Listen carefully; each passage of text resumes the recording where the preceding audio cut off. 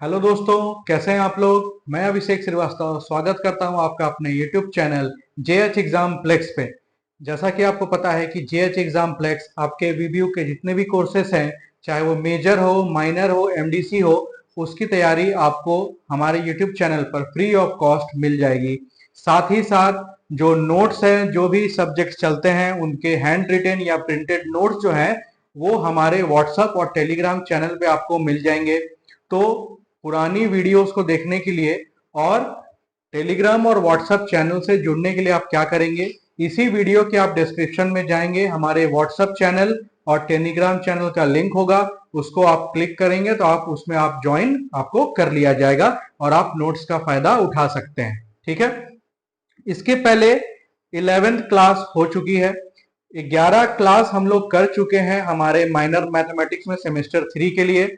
तो जो भी पहली बार इस वीडियो को देख रहे हैं, आप क्लास 1 से देखिए, क्योंकि टोटल सिलेबस हम लोग कवर कर रहे हैं सेमेस्टर 3 के लिए माइनर मैथ्स का। और ये सिलेबस जो है आपका, ऐसा नहीं कि सिर्फ इंपॉर्टेंट क्वेश्चन कर रहे हैं हम लोग थ्योरी के साथ क्वेश्चन कर रहे हैं, और आपको ये सब कुछ समझ में भी आएगा अगर आप क्लास 1 से देखते हैं तो अगर आप पहली बार इस चैनल से जुड़े हैं और वीडियो पे आए हैं, तो आप चैनल को सब्सक्राइब जरूर कर लें और बेल आइकन को भी प्रेस कर लें कि आपको जो नया वीडियो आए या कोई भी नोटिस आए तो आपको नोटिफिकेशन सबसे पहले मिल जाए। और अगर आपको वीडियो अच्छा लगे तो अपने दोस्तों को शेयर और लाइक आप करना ना भूलें। ठीक है।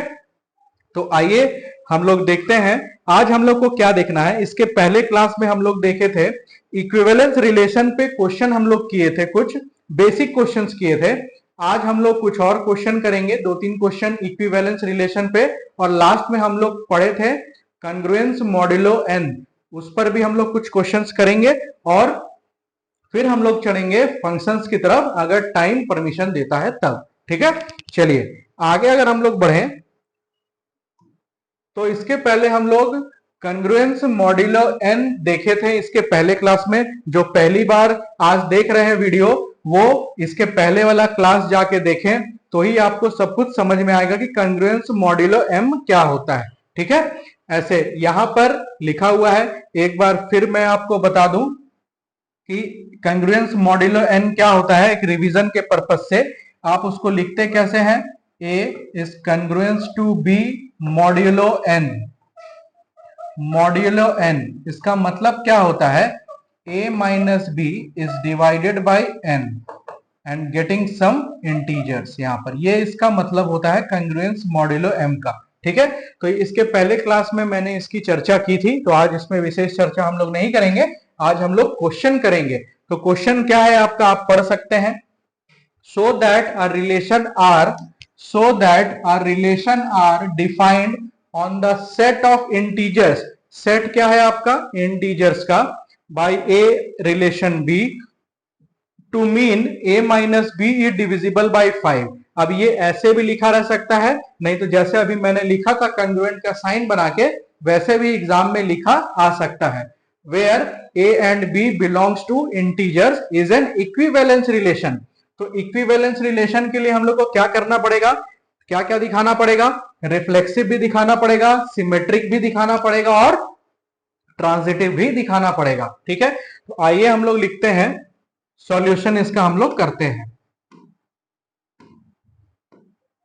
सॉल्यूशन तो क्या गिवन है here, a minus B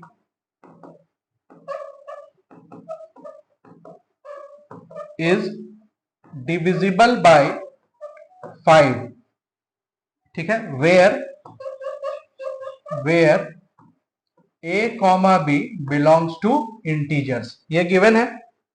we can write this as therefore a is congruent to b modulus n, या n की जगह पर हम लोग क्या लिखेंगे, जो गिवन है क्या, 5 गिवन है, मॉड्यूलस 5। ठीक है। यहां भी आप लिख सकते हैं where a and b belongs to integer. ठीक है। तो to prove that a r b is equivalence equivalence we have to satisfy that it is reflexive, symmetric and transitive। इतना स्टेटमेंट हम लोग लिख लिए। अब हम लोग स्टार्ट करेंगे प्रूफ। ठीक है, तो सबसे पहले फॉर रिफ्लेक्सिव, तो रिफ्लेक्सिव के लिए हम लोग क्या कर सकते हैं? फॉर रिफ्लेक्सिव तो हम लोग को पता होना चाहिए रिफ्लेक्सिव के लिए क्या होता है। तो लेट ए बिलोंग्स टू आई। ठीक है, सेट का नाम ही आई कर दिए, इंटीजर से आई कर दिए। लेट ए बिलोंग्स टू आई। तो क्या a माइनस ए 5 से डिविजिबल हो जाएगा? तो आप बोलेंगे बिल्कुल हो जाएगा, कोई भी चिंता का बात नहीं है। मान लीजिए m टाइम्स हुआ या कुछ भी टाइम्स हो गया, a माइनस ए कितना हो जाएगा आपका? 0 दे देगा। तो हम लिख सकते हैं ना a minus A is equal to 0 into 5। ठीक है, और ये एक क्या हो जाएगा आपका? इंटीजर हो जाएगा। इंटीजर बने रहना चाहिए, इंटीजर हो जाएगा। तो ये फॉलो कर गया। a माइनस ए अगर करते हैं तो वो 0 आ जाता है, डिवाइड बाय 5 करेंगे तो भी 0 आ जाएगा। तो हम लोग लिखेंगे therefore a is congruent to a modulus 5। Therefore जो मेरा r डिफाइंड है, therefore r is reflexive. Is it clear? Clear है ये? मेरा r क्या हो गया? रिफ्लेक्सिव हो गया। ठीक है, अगर हम लोग चर्चा करें थोड़ा सा और, सेकंड हम लोग का क्या है? रिफ्लेक्सिव तो हो गया। अब हम लोग को क्या दिखाना है? For symmetric.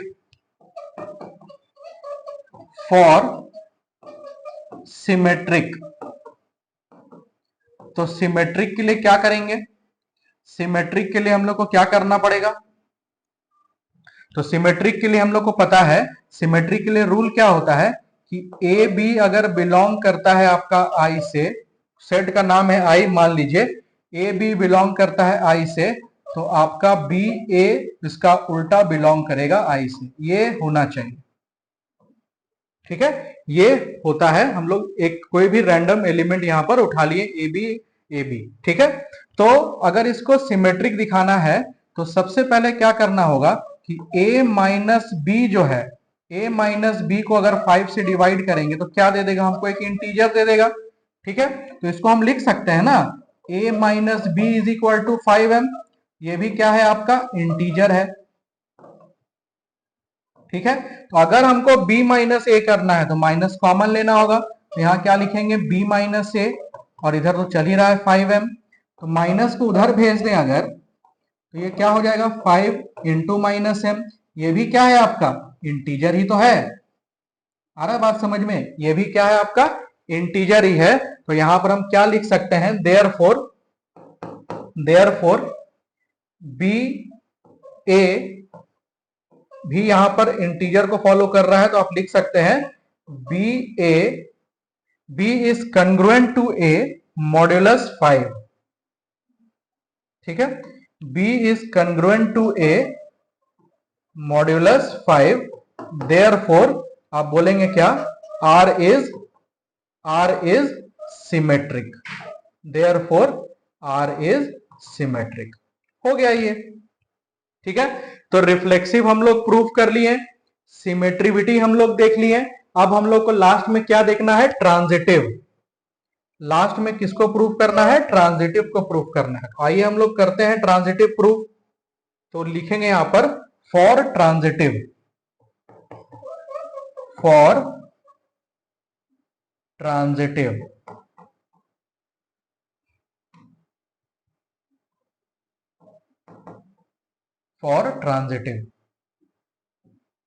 इसको प्रूफ करना है। तो पहला रिफ्लेक्सिव हो गया, फिर सिमेट्रिक हो गया, फिर ट्रांजिटिव हो गया।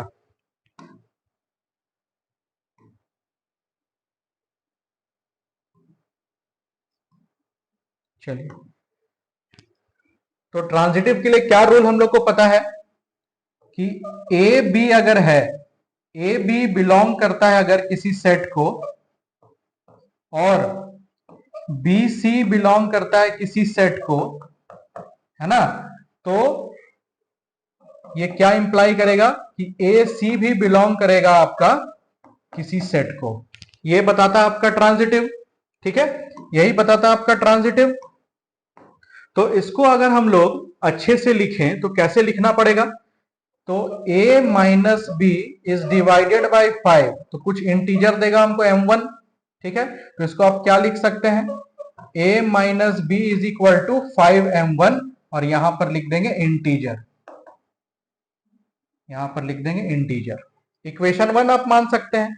उसी तरीके से आपका b माइनस सी भी तो डिवाइड होगा 5 से, इसको मान लेते हैं m2 टाइम्स में डिवाइड होगा, और यहां पर क्या हो जाएगा आपका b minus C is equal to 5m2, और ये भी क्या है आपका एक इंटीजर है, ये भी क्या है आपका एक इंटीजर है। ठीक है, अब दोनों ही इक्वेशन को ऐड कर दे, दोनों ही इक्वेशन को ऐड कर दे तो क्या आएगा, a minus C is equal to 5m1 plus m2, आएगा कि नहीं आएगा, बिल्कुल आएगा, और ये भी क्या है आपका एक इंटीजर है। तो फॉलो कर गया ना ये बात, तो हम लोग बोल सकते हैं therefore A C belongs to I, ये फॉलो कर गया है। सो लास्ट में लिख देंगे क्या कि A is congruent to C modulo 5।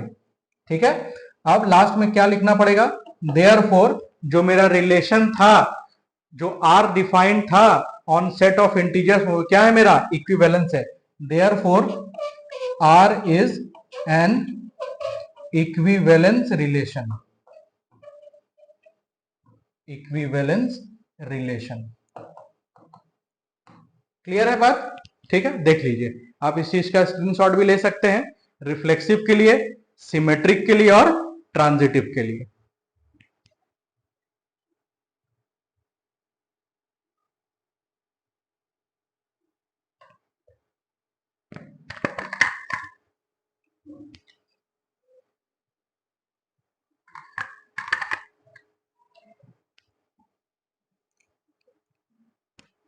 अब हम लोग चलते हैं अपने नेक्स्ट क्वेश्चन की तरफ। तो नेक्स्ट क्वेश्चन क्या है आपका, अब देखिए यहां पर if R1 and R2 be the two equivalence relation, पहले से गिवन है कि क्या है, ये एक इक्विवेलेंस रिलेशन है ऑन सेट ए। तो R1 और R2 पहले से क्या है, एक इक्विवेलेंस रिलेशन है सेट ए पे। तो आपको प्रूफ क्या करना है कि R1 union R2 is not an equivalence relation. वाह, ठीक है, कि R1 और R2 एक इक्विवेलेंस रिलेशन नहीं है, ये आपको प्रूफ करना है। आ रहा है बात समझ में? तो कैसे प्रूफ करेंगे आप, आइए हम लोग चर्चा करते हैं इस चीज का। तो यहां पर हम लोग स्टेटमेंट लिखेंगे, सॉल्यूशन। यहां हम लोग स्टेटमेंट क्या लिखेंगे कि R1 और R2 be a relation on set A. Here R1 and R2 are the relation on set A।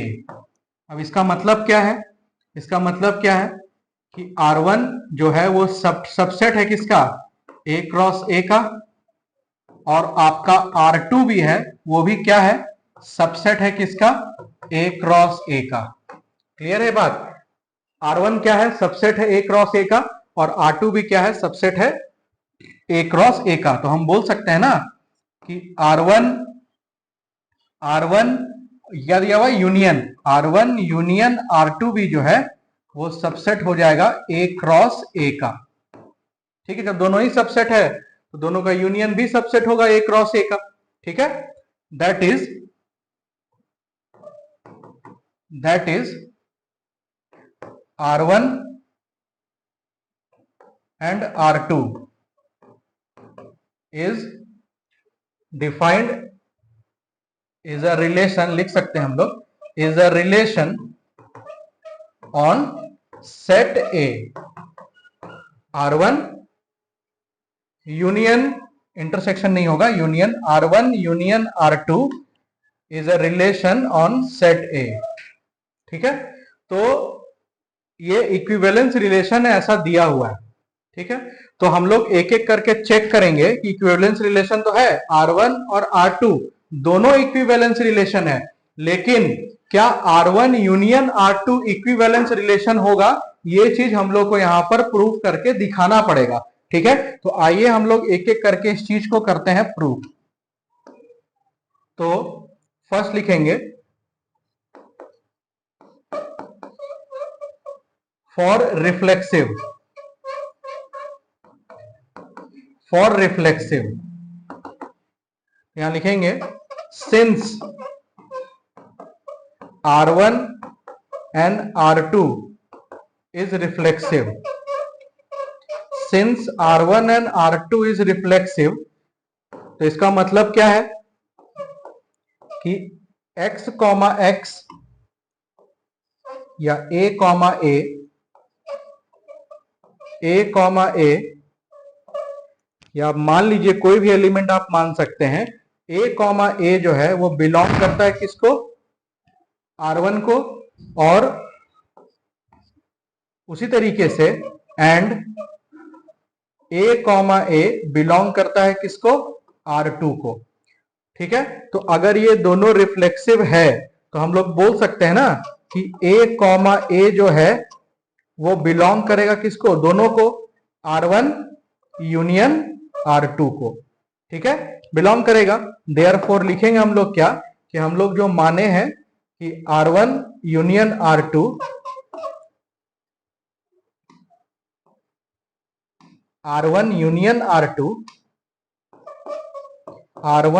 Union R2 is an reflexive relation, या is reflexive, ऐसे आप लिख लीजिए, is reflexive. ठीक है, बहुत आसान था. a belong to R1, a belong to R2, दो एलिमेंट हम लोग आर्बिट्ररी ले लिए, तो a किसको बिलोंग करेगा, R1 यूनियन R2 को कर जाएगा, तो हम बोल सकते हैं R1 यूनियन R2 इज क्या हो जाएगा, रिफ्लेक्सिव है. ठीक है, बहुत आसान था, रिफ्लेक्सिव प्रूव करना आसान होता है. आगे अगर हम लोग देखें सिमेट्रिक, सिमेट्रिक के लिए क्या हो जाएगा, फॉर सिमेट्रिक,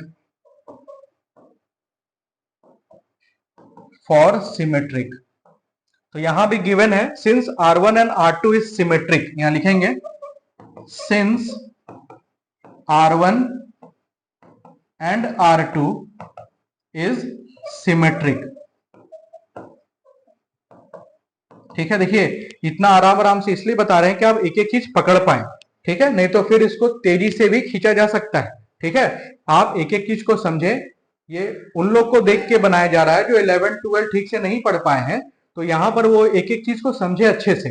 ठीक है, और नोट्स बनाए. आ रहा बात समझ में.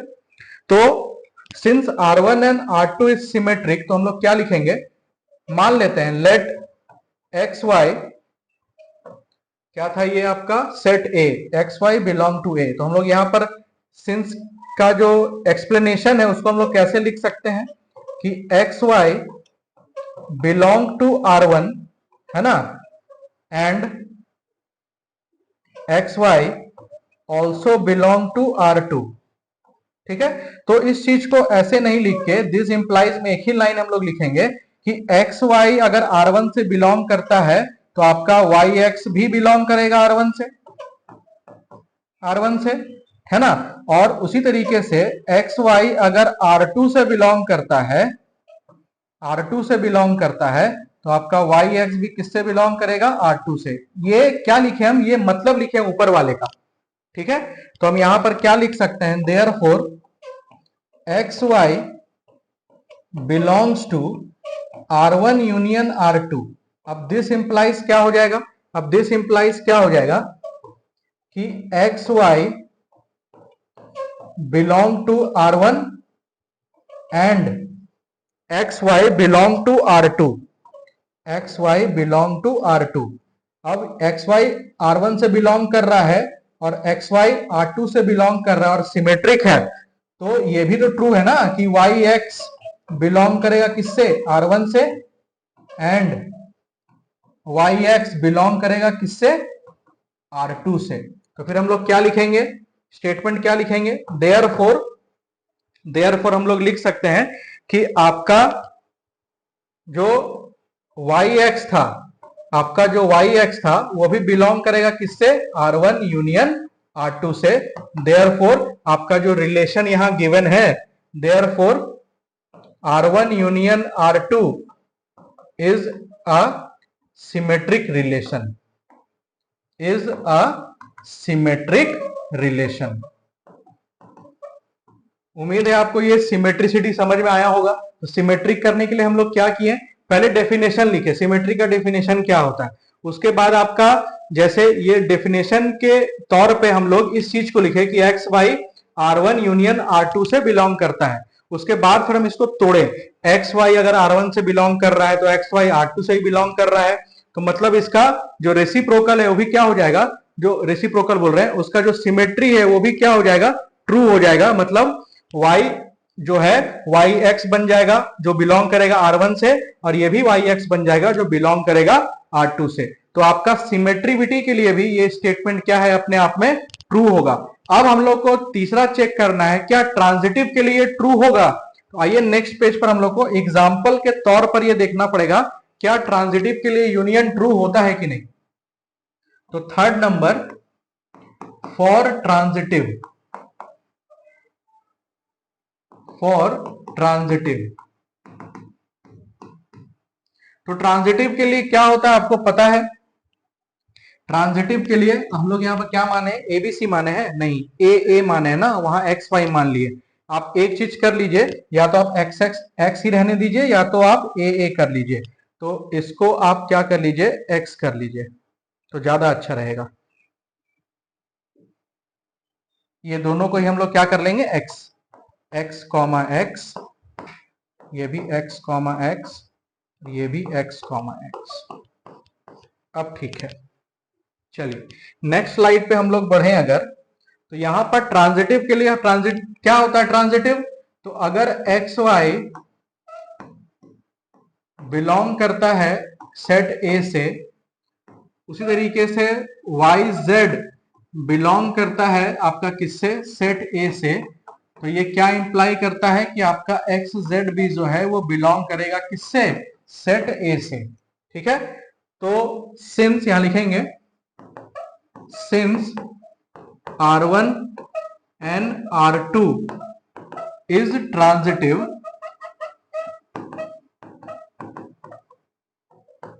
then it is not necessary,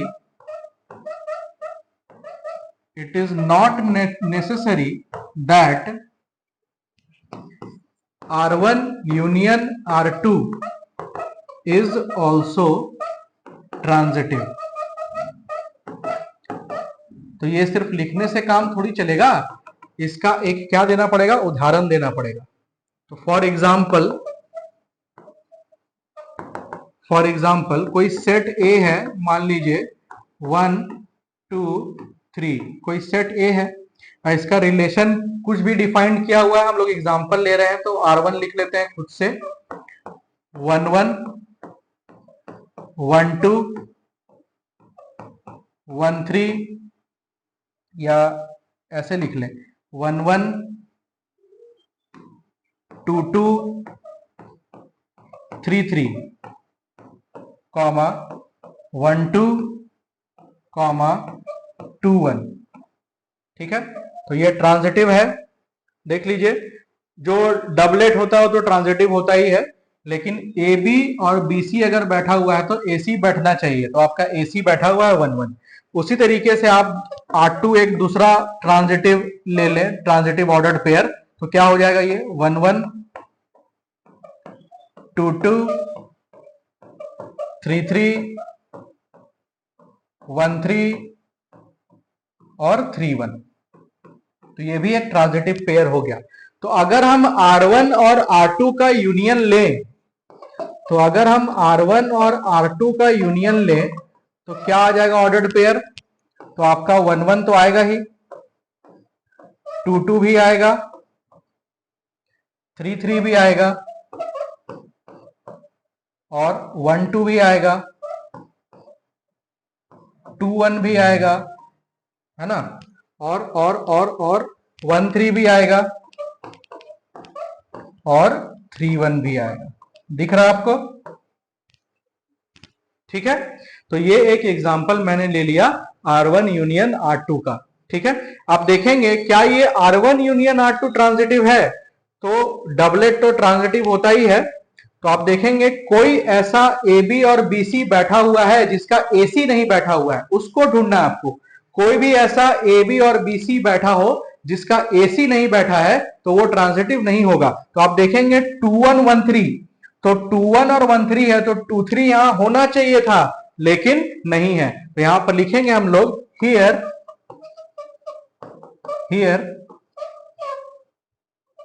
2 1 belongs to R1 union R2, है ना, and 1 3 belongs to R1 union R2, but इसका जो ट्रांजिटिव होना चाहिए 2 3, that is not belong to R1 union R2, therefore it is not transitive। ठीक है, फिर last में हम लोग क्या लिखेंगे? So our relation R1 union R2 is not an equivalence relation, is not an equivalence relation। ये आपका बन गया क्वेश्चन। देखिए ये हो गया आपका फर्स्ट स्लाइड, स्क्रीनशॉट आप ले सकते हैं, जिसमें हम लोग देखें कि ये रिफ्लेक्सिव और सिमेट्रिक हो गया था। ठीक है, और ये आपका हम लोग देखें इसमें ट्रांजिटिव, तो हम लोग क्या देखें, ये ट्रांजिटिव नहीं हो पाया और एक एग्जांपल के थ्रू भी हम लोग इसको दिखा दिए कि ये ट्रांजिटिव नहीं है। ठीक है, आइए नेक्स्ट क्वेश्चन पे चले अगर हम लोग। ये आपका नेक्स्ट क्वेश्चन पढ़िए। इफ R1 एंड R2 इस बार क्या है, इंटरसेक्शन, और इंटरसेक्शन इक्विवेलेंस होता है, ये प्रूफ करना है। इंटरसेक्शन इक्विवेलेंस होता है, ये प्रूफ करना है। If R1 and R2 be two equivalence relation on set A, then R1 intersection R2 is also an equivalence relation on set A। इस चीज को प्रूफ करना है।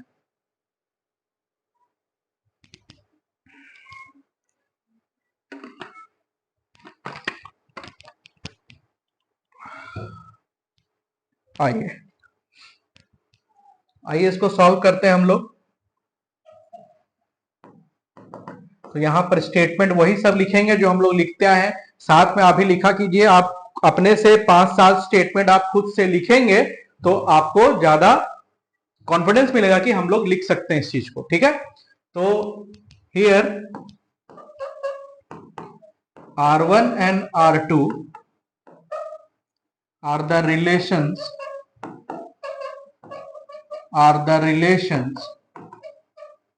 on set A। अब इसका मतलब क्या है कि R1,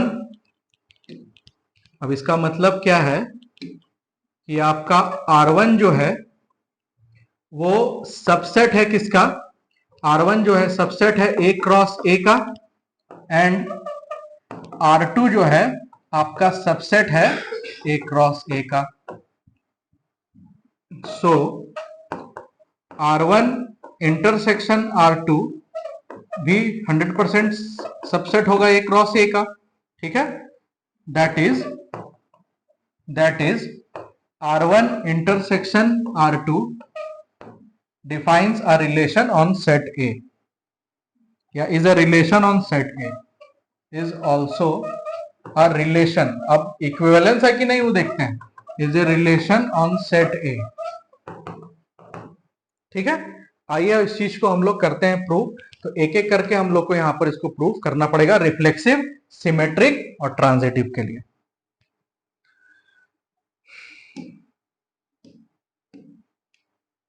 देखिए, तो यहां फर्स्ट लिखेंगे फॉर रिफ्लेक्सिव।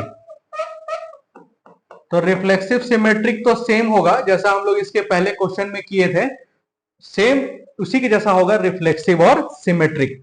आ रहा बात समझ में? तो रिफ्लेक्सिव और सिमेट्रिक के लिए हम लोग क्या करेंगे, मान लीजिए let x x belongs to set A, ऐसे मान लीजिए आप। ठीक है, तो रिफ्लेक्सिव के लिए हम लोग क्या करेंगे, देखिए हियर स्टेटमेंट लिखना पड़ेगा। मेन तो स्टेटमेंट ही है, स्टेटमेंट आप सही सही लिख दिए तो कोई दिक्कत आएगा नहीं। यहां लिखेंगे since R1 and R2 is reflexive, is reflexive. तो यहां लिखेंगे हम लोग therefore x x belong to R1 and also x x belong to R2। therefore हम लिख सकते हैं x x जो मेरा है वो ट्रू हो गया किसके, R1 इंटरसेक्शन R2 के लिए। therefore जो मेरा दिया हुआ है रिलेशन कि R1 intersection R2 is a reflexive relation, is a reflexive relation. Clear हो पा रहा है ये बात कि हम लोग रिफ्लेक्सिव कैसे किए? मैं बार बार इसलिए इतने अच्छे से सॉल्व कर दे रहा हूं कि आप इसको समझ पाए अच्छे से। ठीक है, चलिए आगे अगर हम लोग बढ़े, अब किसके लिए दिखाना है, second for symmetric, for symmetric. तो सिमेट्रिक के लिए हम लोग क्या दिखाएंगे, तो सिमेट्रिक के लिए हम लोग को क्या पता होता है पहले से, तो सबसे पहले आपको पहले मान लें let x y belongs to A. तो सिमेट्रिक के लिए हम लोग क्या पता होता है कि आपका एक्स वाई अगर ए से बिलोंग कर रहा है तो आपका वाई एक्स भी किससे बिलोंग करेगा, ए से। ये हम लोग को पता है सिमेट्रिक के लिए। और यहां गिवन क्या है, since R1 and R2 is symmetric, is symmetric। ठीक है, since R1 and R2 is symmetric, तो हम लोग यहां लिखेंगे कि एक्स वाई मेरा बिलोंग करता है R1 को। दिस इंप्लाइज व्हाट, कि वाई एक्स भी बिलोंग करेगा R1 को। ठीक है, उसी तरीके से मेरा एक्स वाई बिलोंग करता है किसको, R2 को। तो दिस इंप्लाई व्हाट, कि वाई एक्स भी बिलोंग करेगा किसको, R2 को। तो यहां हम लिख सकते हैं ना कि मेरा जो एक्स वाई है वो बिलोंग करता है किसको, R1 इंटरसेक्शन R2 को। R1 इंटरसेक्शन, कैसा लिखा है, R1 इंटरसेक्शन R2 को ये बिलोंग करता है। अब यहां पर दिस इंप्लाइज करके आप लिख देंगे क्या, कि एक्स वाई ठीक है आपका R1 से बिलोंग करता है। ठीक है, उसी तरीके से एक्स वाई ठीक है कि आपका R2 से बिलोंग करता है, लेकिन वाई एक्स भी तो बिलोंग कर रहा है, वाई एक्स भी तो बिलोंग कर रहा है R1 से और R2 से, है ना। यहां लिखेंगे हम लोग देयरफॉर जो आपका वाई एक्स है वो किससे बिलोंग कर जाएगा, R1 इंटरसेक्शन R2 से। Therefore R1 intersection R2 is an, या is a symmetric relation, is a symmetric relation. तो दो चीज तो प्रूफ हो गया। ठीक है, दो चीज तो प्रूफ हो गया, एक रिफ्लेक्सिव और सिमेट्रिक। अब इसके लिए हम लोग को तीसरा स्लाइड में चलना पड़ेगा, सॉरी दूसरा स्लाइड में चढ़ना पड़ेगा, किसके लिए, ट्रांजिटिव प्रूफ करने के लिए। ठीक है, आइए यहां पर देखते हैं third for transitive.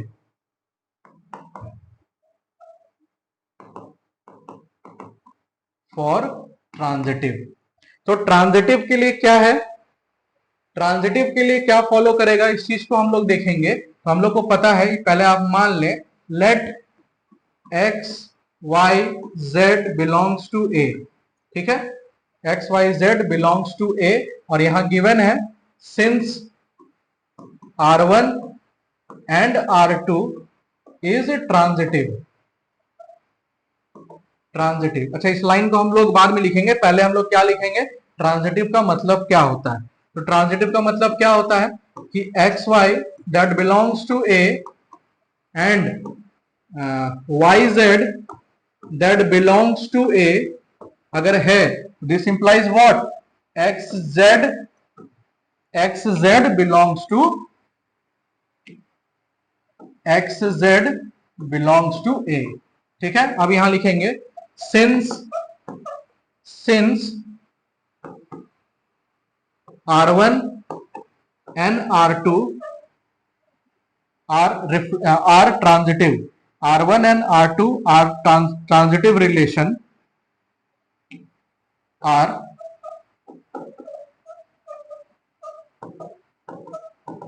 transitive relation, ठीक है। अब अब हम लोग इसको करेंगे प्रूफ। तो R1 ट्रांजिटिव है, तो हम लोग लिख सकते हैं, पहले R1 के लिखेंगे कि x y belongs to R1, ठीक है। तो उसी तरीके से आपका वाई जेड जो होगा वो भी तो R1 से बिलोंग करेगा, ठीक है। एंड दिस इंप्लाइज व्हाट, कि एक्स जेड जो है वो बिलोंग कर रहा है किससे, R1 से।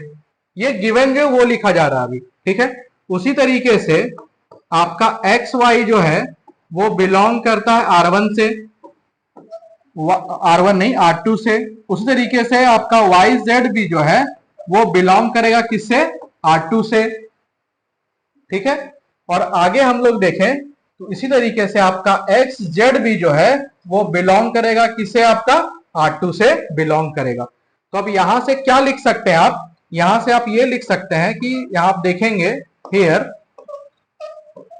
X y belongs to R1 intersection R2, x y belongs to R1 intersection R2। अब दिस इंप्लाइज व्हाट, कि एक्स वाई जो है आपका वो बिलोंग कर रहा है R1 से, एंड जो आपका एक्स वाई है वो बिलोंग कर रहा है किससे, R2 से, ठीक है।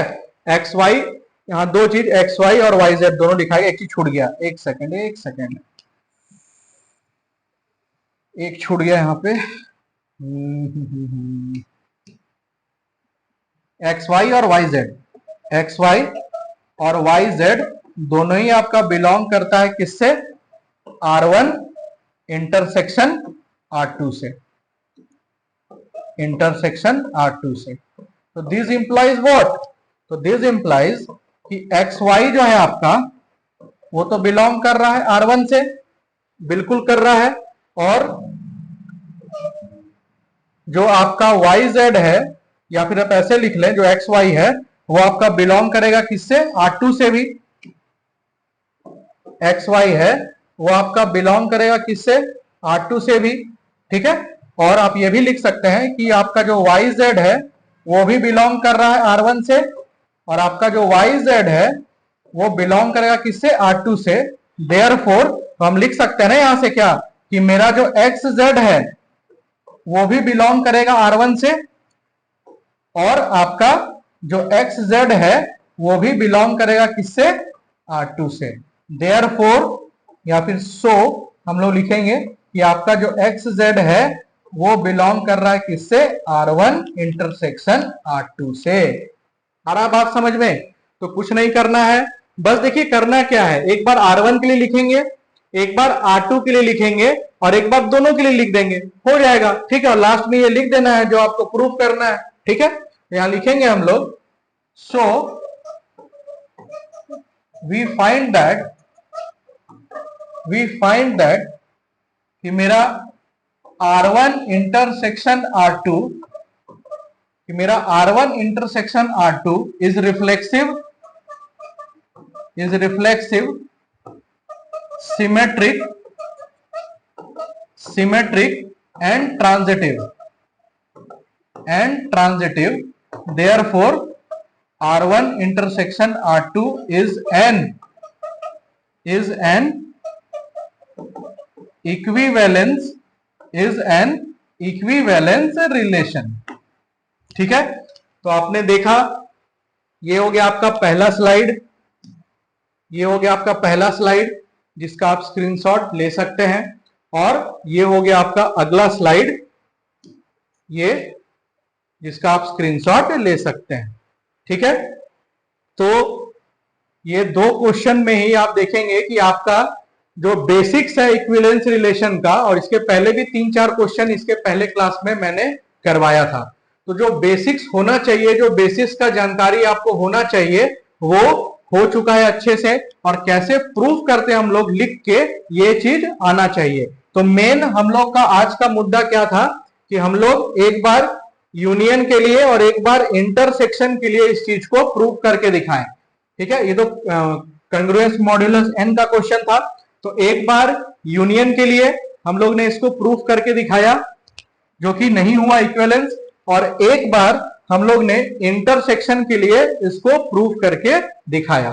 ठीक है, आज मैं सोचा था कि मैं आपको टाइप्स ऑफ फंक्शन भी बता दूं, लेकिन टाइप्स ऑफ फंक्शंस आज हम लोग नहीं कर पाएंगे, इसके लिए हम लोग को नेक्स्ट क्लास का वेट करना पड़ेगा। ठीक है, क्योंकि क्वेश्चन आज का लेंदी था, हम लोग उसको अच्छे से समझे हैं, उसको अच्छे से कवर किए हैं, आप भी ठीक से उसका नोट्स बना के उसको रिवाइज कर सकते हैं, जो कि आपके सेमेस्टर 3 के जो माइनर मैथ्स के स्टूडेंट्स होंगे उनके लिए बहुत ही इंपॉर्टेंट है। ठीक है, तो आज का क्लास यहीं तक था। अब हम लोग मिलेंगे अपने नेक्स्ट क्लास में, फंक्शंस को देखेंगे, और टाइप्स ऑफ फंक्शंस को समझने के बाद उसमें जो विभिन्न तरीके के क्वेश्चन हो सकते हैं इंपॉर्टेंट आपके एग्जाम के लिए, उसको हम लोग कवर करेंगे। ठीक है, तो आज के लिए इतना ही, फिर मिलते हैं हम लोग अपने नेक्स्ट क्लास में, तब तक के लिए धन्यवाद, जय हिंद।